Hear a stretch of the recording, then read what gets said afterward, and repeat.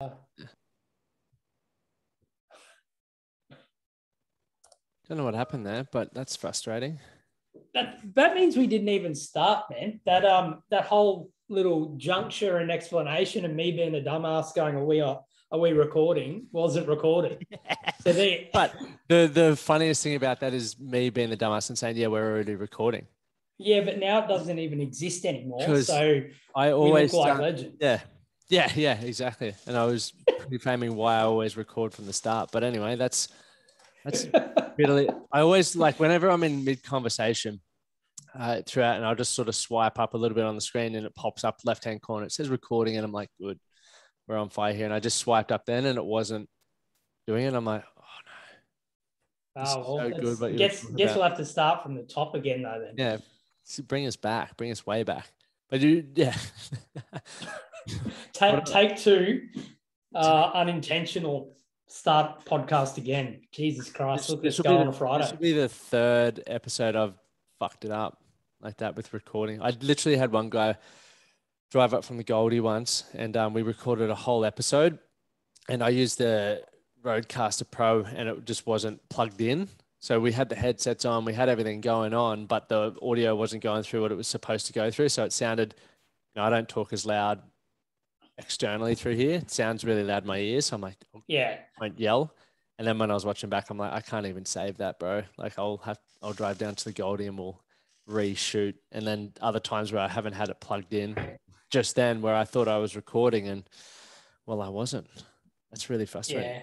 But anyway. Yeah, I've had a similar thing happen, but it was I have so many stories from my time in the military, but it's not my only crowning glory in my life. But we were filming a thing for 60 Minutes in 2008, and the cameraman was a bit of a rogue operator. Like he was just running around ground that we hadn't searched with the dogs or the mine detectors and whatnot.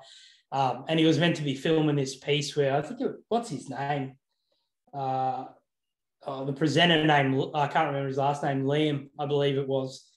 And he filmed this whole thing and we were sort of just chatting away, doing our thing. And then the cameraman goes, "Oh, I didn't hit record, boss." And I've never seen like just pure hatred for someone in all my life, like for just such a simple error. I think he would have lost his job when he got back in the country. But yeah, we had to reshoot like an hour's worth of stuff. Really? It was out in the middle of nowhere too, where we could have got shot. It was pretty funny. But what made you join the military? Or what? There was nothing that made you, but why did you decide to join the military? No, I think it was sequential events. So my grandfather fought in World War II. My dad was in the military but never went anywhere. He was in the period of the time in the military where they just didn't deploy anywhere. Yeah. So he was extremely jealous when I got my first and second trip to Afghanistan. But it was, and then my uncle too, which I had a large amount of respect for. My uncle was a legend. He was in the army as well for like 30 years, 25 years, I think. So it was just probably indoctrination from a family level that inspired me to go into the military.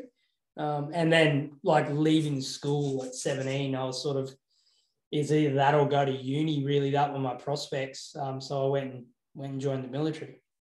Yeah, nice. What was the highlight? Was Afghanistan or going to Afghanistan like the highlight? Or was like when you join the military, is that like one of the end goals? You're like, I want to be deployed, or do you just do it for, obviously various other reasons? I think the majority of us, I explain it in the analogy of it's like training every day for a game of rugby, right? And never getting to have a run on the field.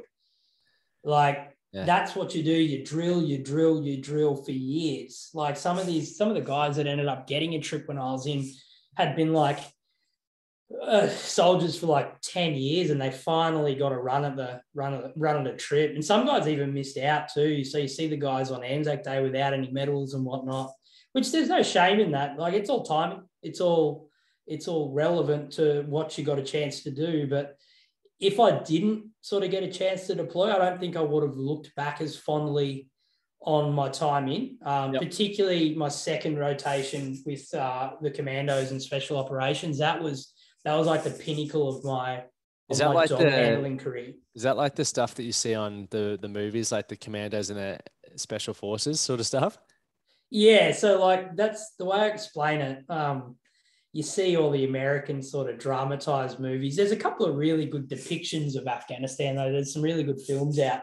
But yeah, you see like the sort of work we were doing. We were doing a lot of counter drug operations with the Drug Enforcement Agency from the US. Yep. So we'd fly in on target when they were making like opium or morphine or processing the poppies, and then we'd destroy the processing gear. We'd blow it up and then leave. Like doing cool stuff like that. Like you get a call at like 4 a.m, like, yeah, job's on at 6, and you get your gear on, go get your dog out of the kennel and get straight on a bird and fly out to some weird place and spend like 48 hours with like no sleep, walking By around bird, doing you your mean business. like a helicopter or something, or would? Yeah. So we were flying in Chinooks, the big double-bladed ones, and the American choppers, and yeah. So and those stupid Ospreys, those dual-wing choppers that turn into planes. If we've got any military sort of nerds on the podcast, but they're the worst thing in the world. They're the slowest thing to land in ever, and when you've got rockets getting flung at you, they're not great to be in. But No, yeah. I couldn't imagine it'd be the safety hub that you want to be holding. No, but that was part of the journey, man. Like I got to do everything. Like I got blown up in 2009 in a vehicle. I got shot at heaps of times. Like that I can't even count how many times I got shot at. What's it like Like, being shot at, man? Because like I know from playing Call of Duty and just even watching movies, like it's nothing like. Oh, I would just imagine it's fucking nothing like, because you keep respawning. When you die in Call of Duty, you're back. But when yeah, you it's pretty much the same. It's if you ever want to sort of understand what the sound sounds like, probably the best movie I've ever seen with like the depiction of the sounds. Saving Private Ryan was good, but not my era. So I never had to storm a beach at Normandy. So it was probably different. But Lone Survivor, Mark Wahlberg. If you want to, there's a particular moment in the movie where he's one of the boys is up against the rock and he's getting shot at. Yep. That was the first movie that I watched since I got back from Afghanistan that actually made me like jump and get my heart rate up. I was like, oh, Jesus, that sounds exactly like it is. Who's that? What's the name of the guy? Who's that film's based off Lone Survivor? Is it because he was on Joe Rogan recently, or not even recently, but I was listening to his episode a while ago, and he was talking about it. He's like, "Oh, the military movies are such bullshit, and like none of us guys like watching them." But Lone Survivor was like that one where it gave us goosebumps and stuff. Yeah, it's been like you see a couple of those like guys that have been like the operators have got to see some shit when they deployed. Like they all agree that film's probably the best one that's been done, like in regards to realism. Yep. I met a few of the SEALs on my second trip, and they were fucking some weird dudes, man. But you gotta be to be like a special forces operator. Like I was just special operations. I didn't have to do a rigorous like 12-month selection. I did an in-unit one for the engineer unit I was in, which is pretty tough, but it wasn't anything compared to like the commandos and the SAS. They put them through the ringer. So it sort of changes you in that respect. You become a different sort of human being when you go through that. So are a lot of those guys like single and stuff when they're going through that and they come out like the other side? Or, as you say, like they come out a different person. Many of them, are they married with families and stuff prior and then come out a completely different beast? Everyone comes out of it a completely different beast. Like I had a few friends go through and pass, and then I had a few friends go through and fail. Like a lot more go through and fail. The failure rate's pretty huge there because they only pick the cream of the crop. Yeah, you can literally finish the Carter course of the 28 days or whatever it is, and it can still tell you no. Like it's not a tick and flick like attendance scores. And you could literally be perfect for them, but they could also be capped for numbers and go, come back next year, mate, because it's no skin off their nose.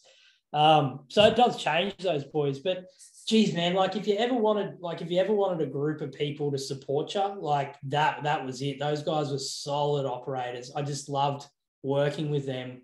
There was a time 4 a.m.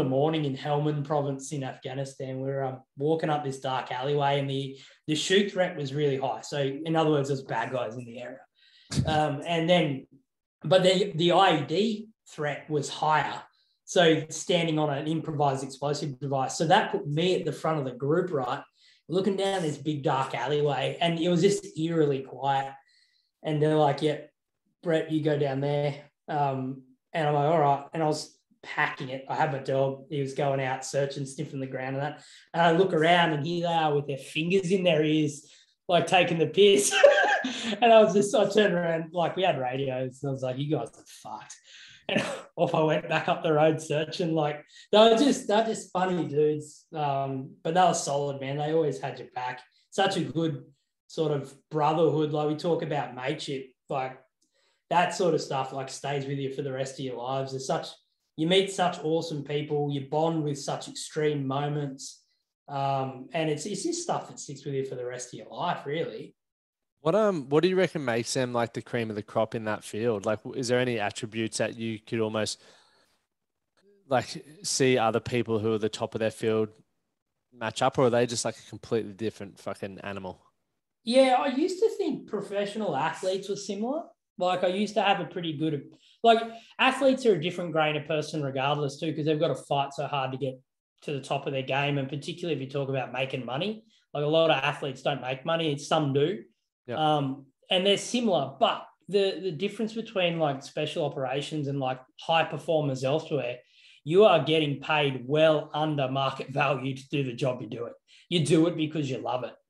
Like it's like the 70s professional rugby league type thing. Like you'd go to work, but then still play on the weekend for like top grade, but you're doing it because you love it.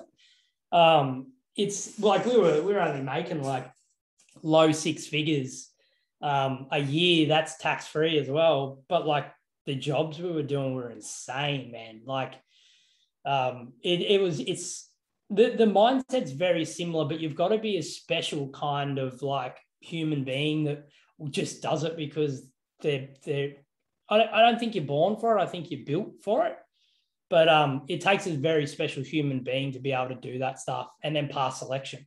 Oh, and looping back to your question about being single and married and stuff, a lot of the boys, it's a single man's life. Like divorce rates are huge and that sort of stuff. But that comes part and parcel with the type of work we did, I guess. Like you can't come out of it with a few scars and bumps. And as you change so much, you change throughout your life.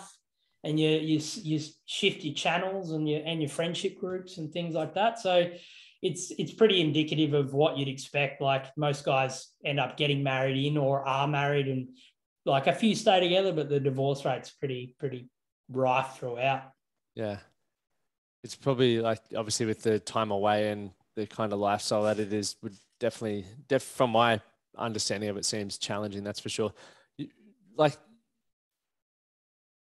when you said they're born, not built, do you feel like that can go across other areas as well? Because I often know so many men that I speak with, or just people in general, you'll always hear, oh, he's genetically gifted, or, he got lucky here. And there's all these excuses popping up as to why people feel like they can't achieve certain things in their life. And they almost like hold on to that like it's a safety blanket. But, from what you said, like it can be built. Do you believe that? Yeah, it's 100% built, not born. Like you can be born genetically gifted, right? But how many people do you know have got fantastic genes that never do anything with them? So like it's part of, like, you look at the sort of people they are built, and they're broken down, then built again into the shape that they're meant to be. But it's like with anything, right? Like people that blame, I think the only probably sort of arena where you can probably say genetics is definitely going to be suitable is like that top echelon of professional sport, right? Genetics has absolutely everything to play for it. And then getting through injury free, and then also learning the game craft and actually being good at your skill. Yep. So that comes into it. But these boys, like some were studs, man, like ripped, 6 foot something, built like brick shit houses. If you've ever seen like Ben Roberts-Smith, absolute mountain of a man, awesome dude too. But he genetically the epitome of what a soldier should look like. And then you've got other people like Mark Donaldson, who won the VC. I did my promotion course, I think in 2010 with him. He's my height, a little bit thicker set. And you wouldn't look at him in the pub and just go, oh, he's in the SAS and he's one of VC, right? He just looks like a normal dude. He's just, he's got an amazing book out. If you read like his journey, he had certain intersectional points or forks in the road where he could choose to stay mediocre or he could go a path that's challenging but ultimately more rewarding. And that's like with anyone that sees success, right? Even though someone's genetically gifted, it doesn't mean they're going to play the top grade of a sport. And even because someone's physically gifted in soldiering, it doesn't mean they're going to hit the pinnacle of that either. It's very much a bit of luck not to get injured, but a lot of just hard work, front end in, man. Like you can't replace hard work in anything, really. What made you leave the military? So that was at the stage, like we talked about, like single and being in a relationship. First trip, 2008, 2009, I was single and it was easy, man. Like just mowed it along, did my job. It was perfect because I was in an environment where that was my mission and that was it. And then 2012, I'd met my my ex-wife at that stage, and it was either go back for the third time 6 months after I got back, or get out. So I probably could have stayed in and posted somewhere to a quieter place or whatever, but I was really just burnt out, man. My family sort of gave me the ultimatum, like, you shouldn't go back again, because it was a pretty busy trip, that second one. But I was also just mentally and physically burnt out. 2 trips. That trip we saw a lot of action. And I just needed to have a break. So, and I'd also probably, I think, grown out of the politics of the military too. Like I love questioning things and understanding why. I think that's what makes a good coach, when you can question things enough to understand or gain an understanding to then be able to change or help someone. I think it was just the pinnacle of a few things. I joined when I was 17, wanted to see what else was out in the world, and off I went. Did you have that next step for you? Like,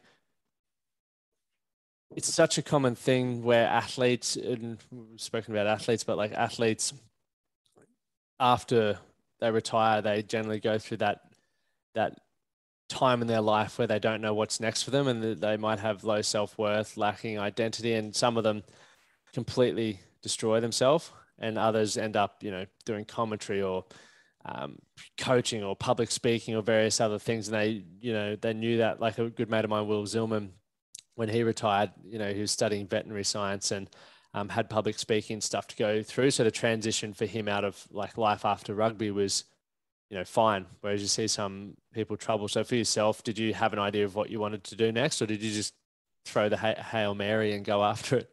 Just pop smoke, mate. just pop smoke and bugged out. Which I did. Like, I didn't really have a plan. And then I was training at home one day at my dad's place, and and my partner said, "You'd actually be a really good coach." And so I went down the path of becoming a PT, and with my dad, he'd run businesses his whole life. So started a business at a kitchen table one day, and off I went. So that probably wasn't the best exit looking back on it. I think it was just a lack of preparedness, and combine that with a healthy dose of burnout and PTSD, really. Like, if we look at what happened, like on my trips and that, like, you can't sort of not be scarred from things like that. But I just sort of got out and went at it. And I was lucky I just had that work ethic, I guess, and a big enough brain to try and sort of solve it as I went. Yep. Did you obviously experience trauma from those trips away to Afghanistan and stuff? Yeah. So, like, obviously being blown up doesn't do you much good.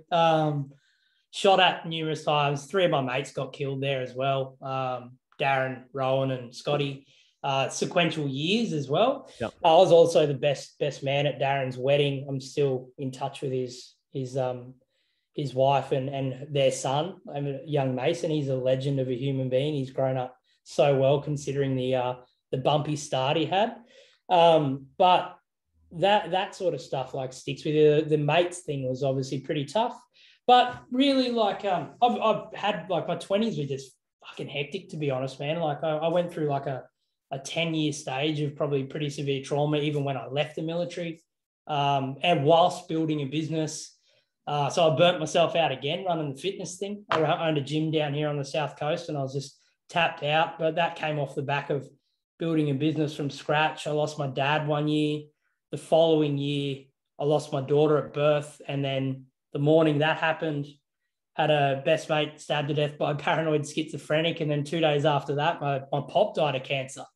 So it's just hectic, man. It's just this crazy, crazy journey. Like, it's like a movie sort of thing that doesn't seem like it's possible to all happen at once.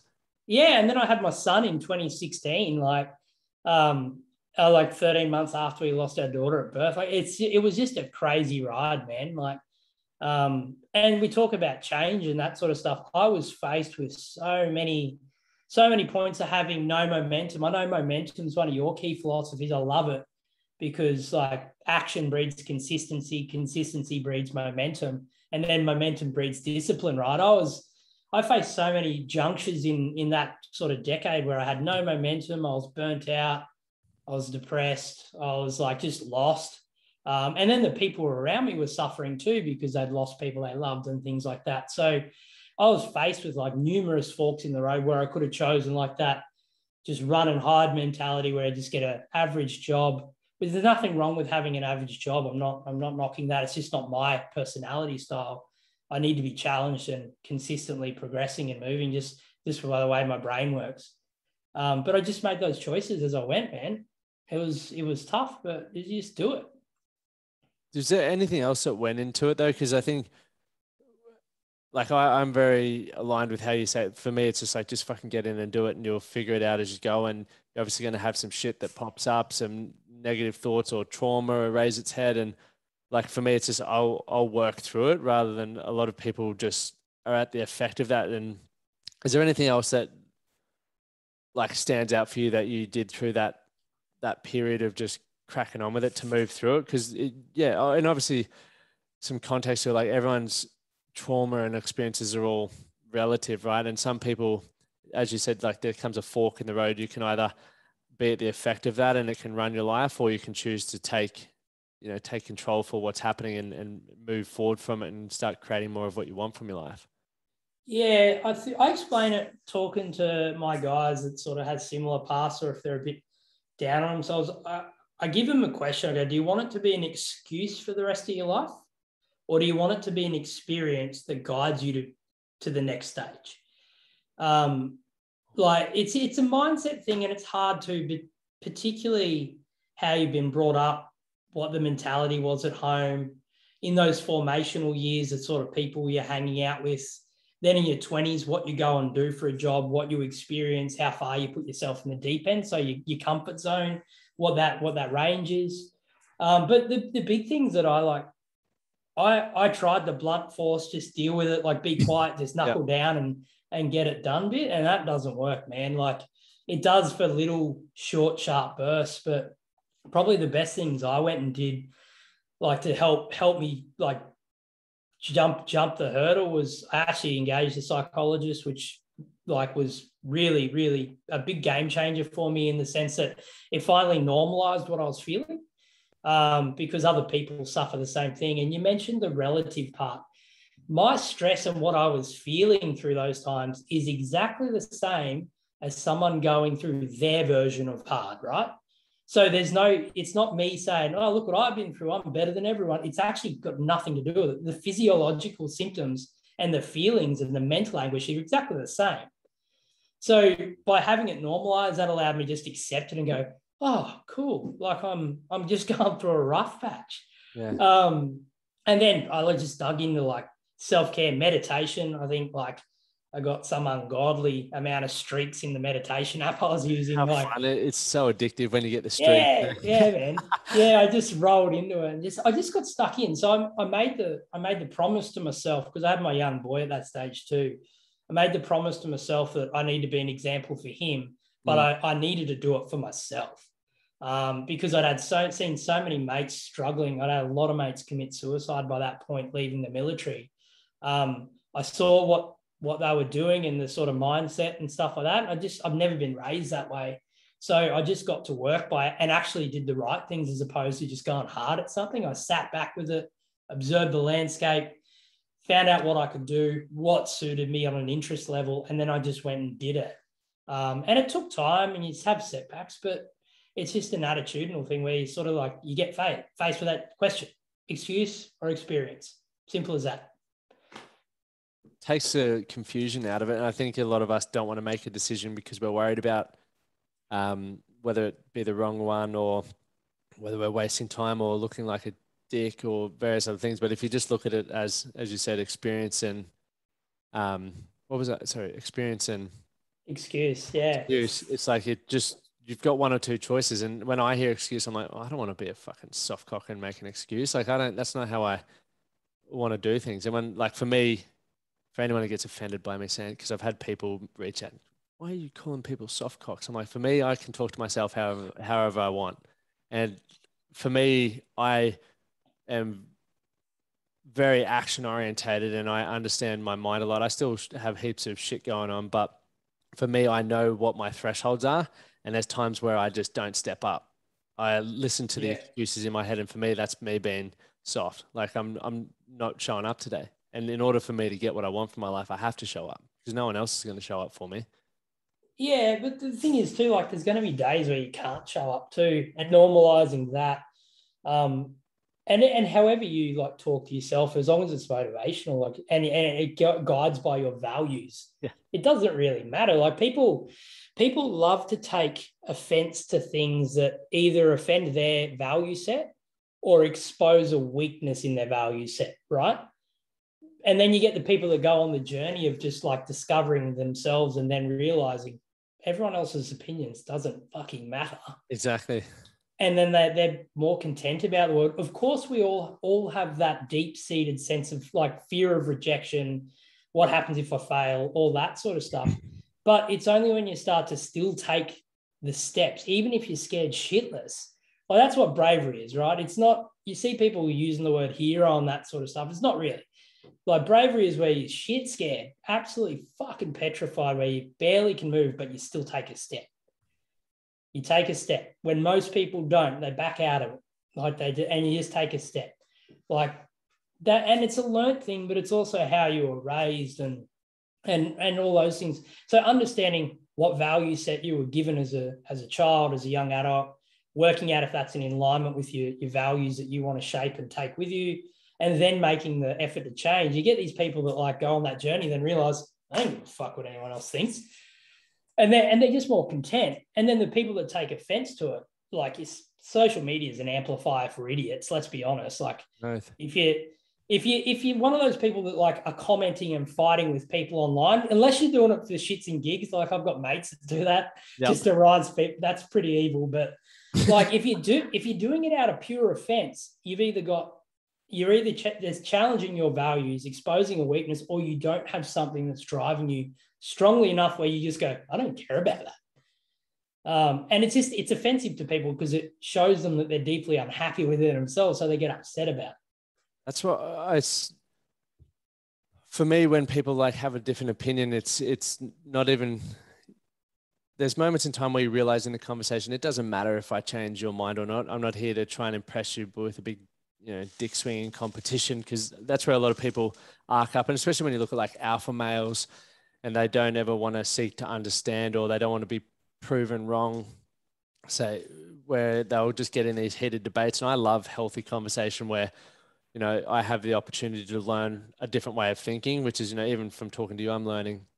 And it's going to do one or two things. Like I'll change my view on things, or it'll solidify my belief. But there's also times where the person I may be having a conversation with doesn't enable that kind of discussion. So for me, I'm just like, well, I'm not even going to facilitate this shit because it's not going to, I'm not going to have an impact on you, and it's only going to make me frustrated. Yeah. And that's the problem with the fake alpha, right? A fake alpha will use an overly large amount of aggression to intimidate people. Yep. Yet a real alpha person, yes, they will compete and be competitive and actually try and stump you in their argument, and they'll actually compete. But unless they're in an environment that requires aggression, they don't use it. Because then they just sit back and go, yeah, fair enough. That's your opinion. That's cool, man. Like I've been in environments where you have to use pure aggression. And alphas are really strong in that sense because they can use it, then they can switch it off too. But then you get the people that take aggression as their first like battering ram into the argument. It just means they're not in control of themselves emotionally. They present as an alpha. They're usually probably relatively fit or at least pretty intelligent, but they're unconfident or concerned about something about it, which makes them take that aggression to the argument. So they think they are, but they're not really. Yeah. And you just let them. They're just really angry beta males, really, to be honest. Did you do a fair bit of like within the military? Some of the training you would have done would have been designed solely to crack you, right? Like mentally, just to make you give up. Was there a lot of that sort of stuff? Because once again, from what you see on the movies, training day and all these sorts of things, like, man, just the training camp in itself looks like an experience that as someone who loves like endurance events and from a fitness standpoint, I'm like, I'd love to see what that style of training looks like. But is that whole intention there to just break you and build mental resilience? Yeah, absolutely. So in the general army, it's not hammered as home as hard as the SF sort of community. But the purpose of those types of processes is to rip away your identity and then give you the new one that they want to issue you with. It's just like a uniform. Yeah. It's not in a bad way, but if you're a soldier, you're going to be asked at points to do things that may not necessarily be safe or aligned to your personal values, but you're a part of a team and you need to do things that are for the betterment of the team and not just yourself. So that's the whole process of it. And then the SF sort of selection, that is designed to see who comes out the other side, because they only want the best of people in there. They lose a lot of good guys to injury, but that's part of the process. Like, and that's the risk the guys that apply for it go through.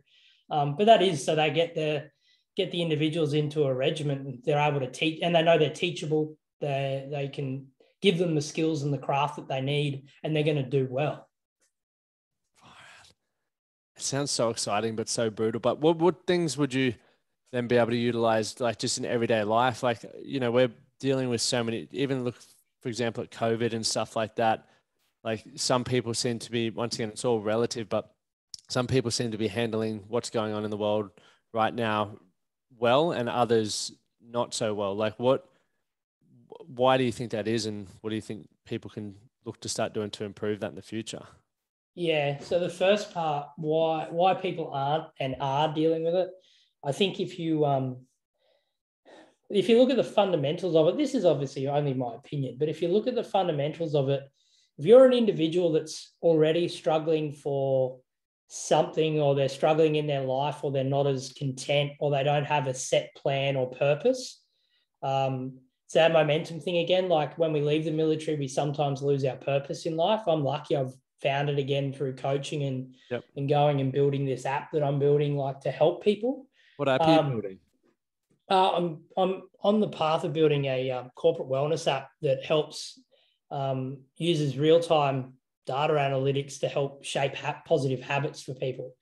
Okay. So help improve physical fitness and mental fitness as well, but also having a corporate aspect to it where the poor old end user that gets fleeced for cash usually doesn't have to pay for it, but it gives organizations a big view of how their staff are performing, how much they're sleeping, to actually help them properly, as opposed to just assuming what they think they know. But that's all going to kick off next year.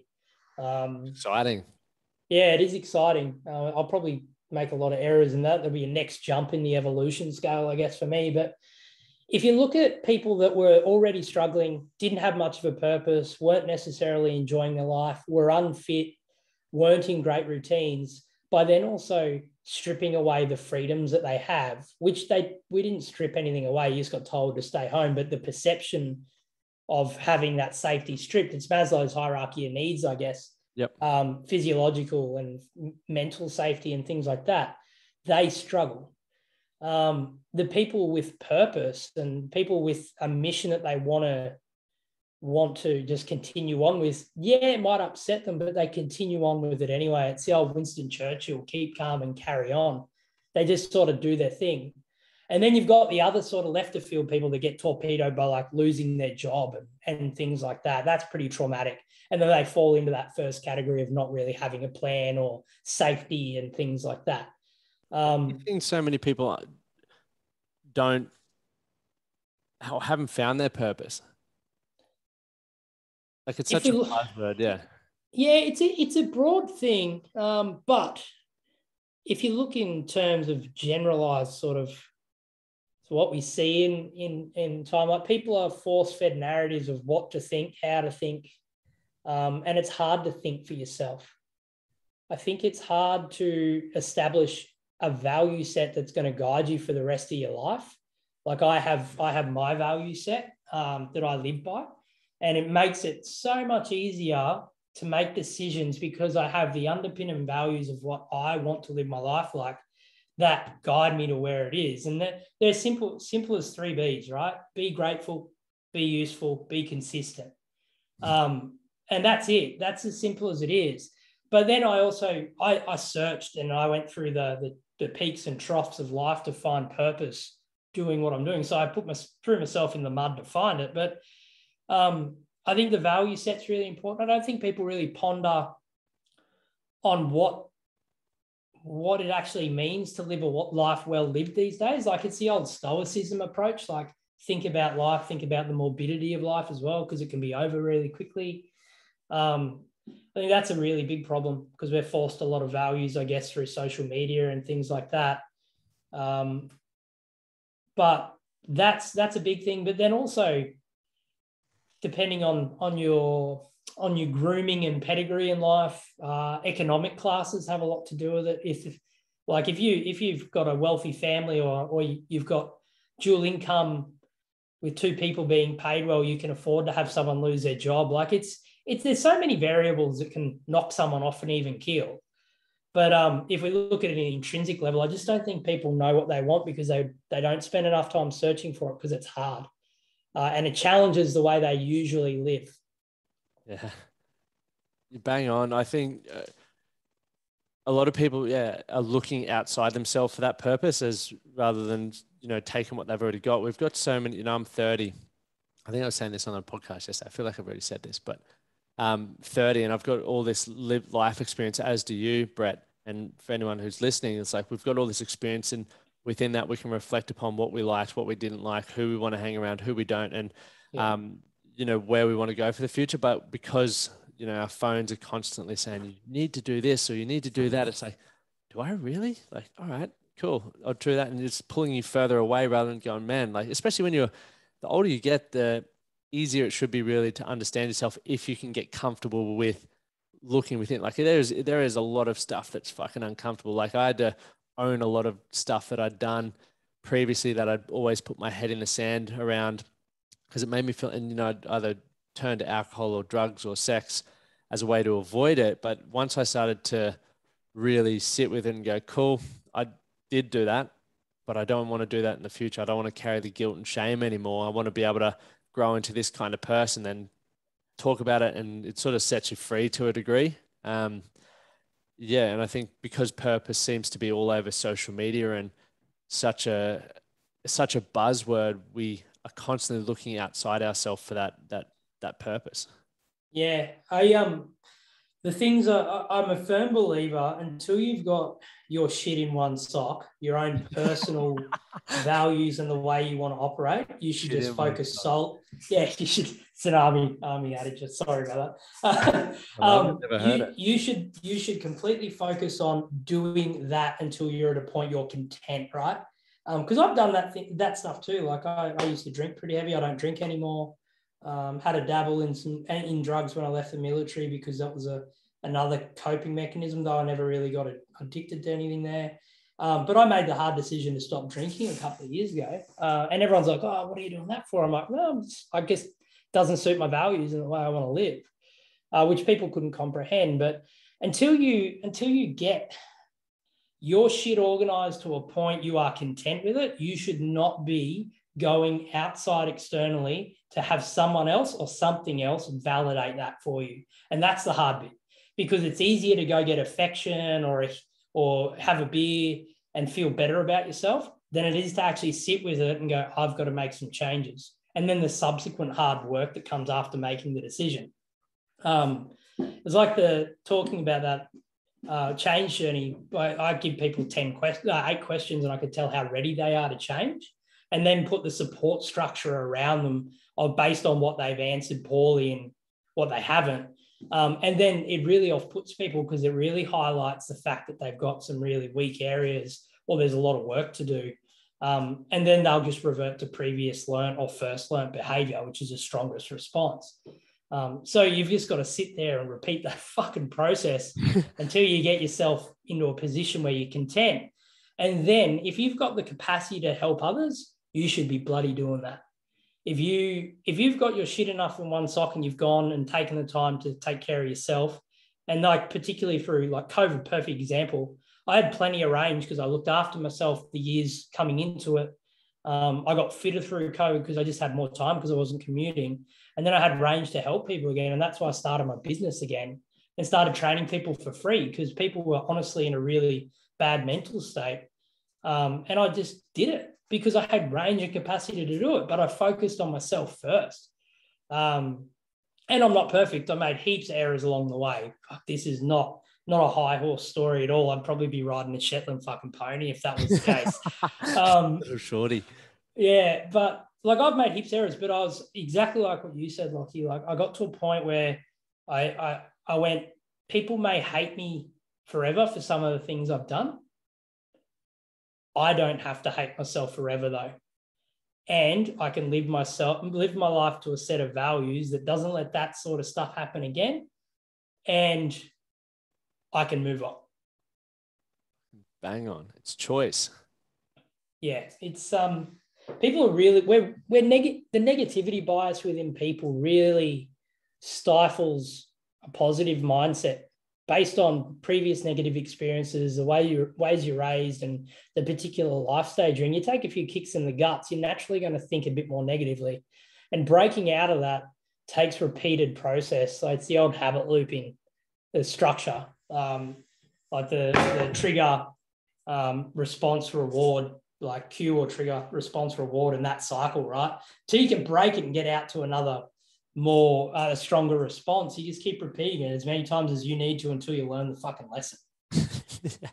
Well, it's exactly as we were touching on earlier. It's like if you take time to reflect within, you can sort of see why you keep fucking up or what's not working well for you. And then when you're ready to take a different action, then you can. But whenever people say, what was that main turning point for you? I'm like, well, now that I know what I know, there's probably 5 years of slaps in the face where I should have woken up to myself. I just wasn't ready to see it yet.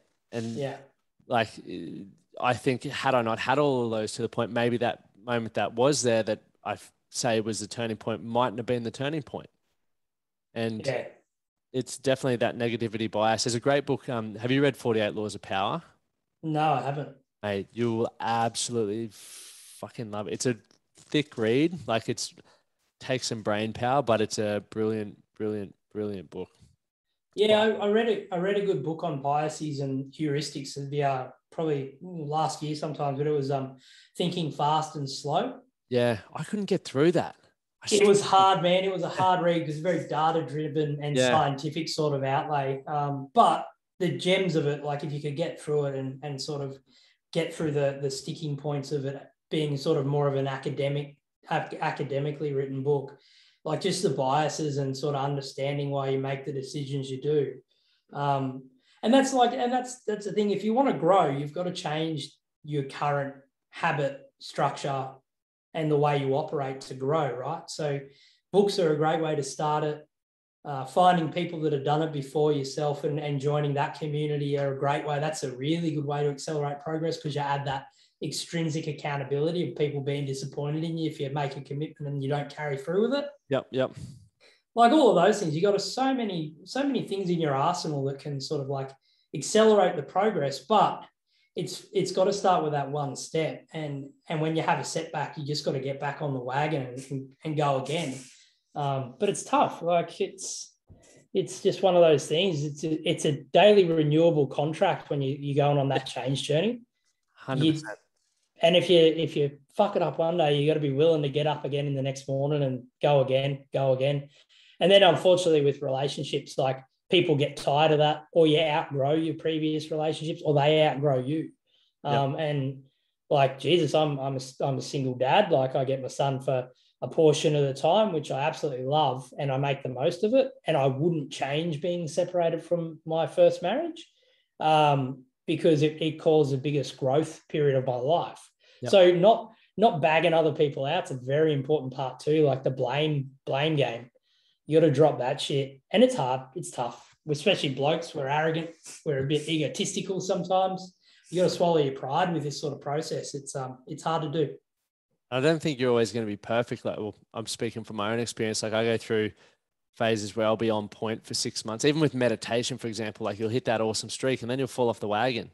And, or, you know, I'll notice if I'm hanging around certain people, I might drop my standards to start talking how they're talking, or talking about other people in ways that they are. And then, you know, I might carry on with that for 2 weeks. And I'm like, what the fuck am I doing?